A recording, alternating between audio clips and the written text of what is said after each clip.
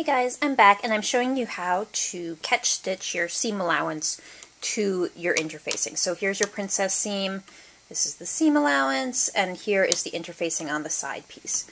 So I've anchored my thread into my seam allowance, and now I'm just going to take a little stitch out of just the interfacing.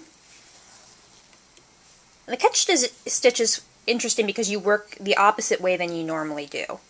So, and then take another stitch down in the seam allowance, and then back up in the interfacing,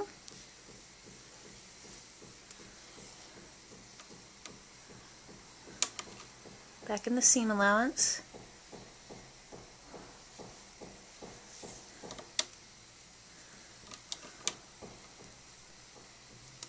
now I'm up in the interfacing again.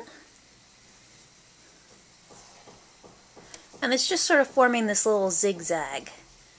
And when you take the stitch, you always keep your needle parallel to the seam allowance. And then just keep going along there. This is a great multi-purpose stitch. It works for a lot of different things, so it's a really good one to know.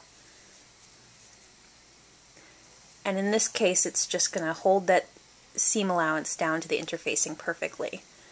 You won't worry about your seam allowances flopping up when you're wearing your beautiful coat.